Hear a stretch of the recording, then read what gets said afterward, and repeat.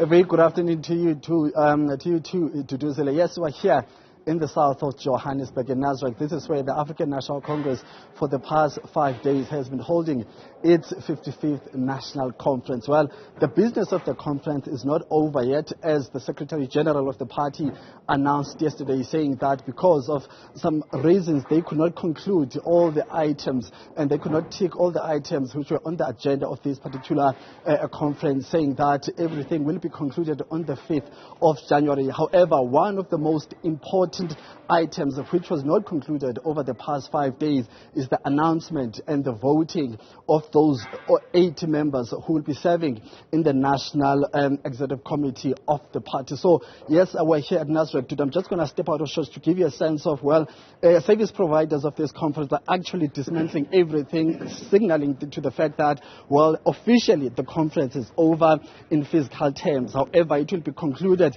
in the 5th of January, as I said earlier on. So another thing that we must just emphasize to Zile as I come back is that the fact that you remember that heading to the 2017 National Conference, you had the names such as Ronald Lamola topping that top 80 list. You had the names of Nkosazana Dlamini Zuma, Lindiwe Sisulu, and actually the makeup of that, of the outgoing National Executive Committee was made up of people from both factions. I'm talking about the faction of the then Nkosazana Dlamini Zuma and CR17.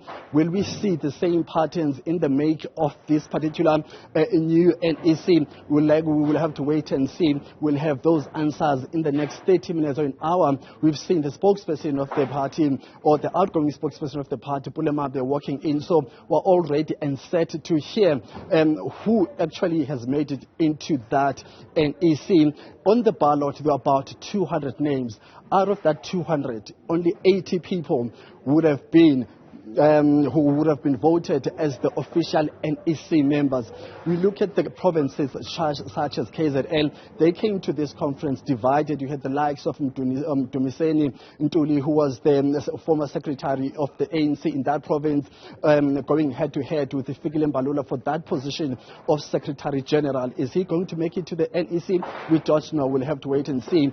The people such as Nkosazana Dlamini Zuma, here coming up to this conference, they actually went against the party line, voting against the ANC on that matter of the Phala in Parliament. Is she going to make it to this conference? We don't know. The likes of Lindiwe Sisulu, who abstained or who did not vote, they're also looking forward to see whether they will be making it into this conference. So as far as the top 7 officials, they gave us an indication that actually the team, or the former slate of President Cyril Ramaphosa, who has been re-elected to lead the party, actually dominated the top 7 with the likes of Fikile Mbalula having the power as the Secretary General. However, from the other slate, which was led by Zweli Mkhize, we saw Mamnomvula Nkonyane making it as the first Deputy Secretary General. And so we'll see if that reflection of the top 7 will also be reflected in the rest of the NEC. So in the next 30 minutes or so, we'll get an idea as to who has made it and who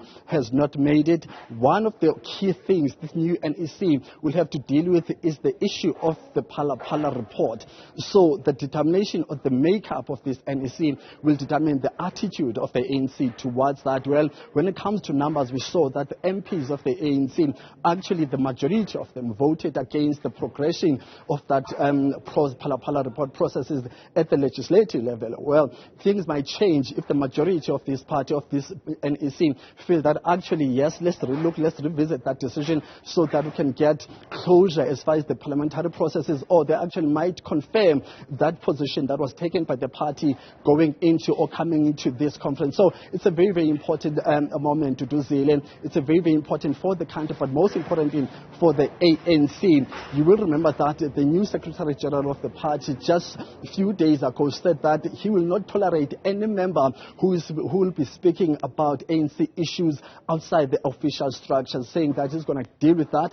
So we'll see whether the many people who are actually against the campaign of Cyril Ramaphosa will make it to this NEC, and if they actually eventually toe the line, as Mbalula promises to deal with such incidents to do it. Sure. On a lighter note, Ziniko, we cannot ignore what is happening behind you as the breakdown still continues. You would remember for 5 days that place was a hive of activity with thousands of delegates, so much happening there. And that is an indication really that indeed it is over. It is over indeed, Duduzile. I was just talking to my colleague as I step out of shot, looking at the far right. That's where our newsroom studio was at. Right now, it's nothing. It's been dismantled to nothing. And obviously, there were some offices. The production room we used on my right-hand side. It's closed right now, so nothing is happening. So technically and in physical terms, the conference is over. It's just those two pending issues which are making us to be here today. The announcement of that NEC. But as far as the past few days, well, we are all packing up now. This is the final day to be physically here at Newzroom. So let's just get a sense now of what will be the way forward in terms of the new leadership of the ANC. A very, very important structure. As you said in your intro to that it is the structure that decides on issues, very important issues in between conferences. So whoever gets to sit on that NEC has the opportunity now to have that power to air their voices on serious matters such as Phala and many other issues. So we're also likely to serve in cabinet if the president does feel that you have the capacity and you have the capabilities of leading a particular portfolio in government, can also be deployed in various structures of government if maybe the president does feel that actually you are the right person to do that. You also remember that as far as the NEC is concerned, it also has subcommittees. So it's a very, very important issue. Those subcommittees are made up looking at various portfolios such as health, justice, constitutional amendment, governance, education, and many others. So there's a lot that we can deal with as far as the make and the importance of this structure to do it. Ziniko Mhlaba, thank you.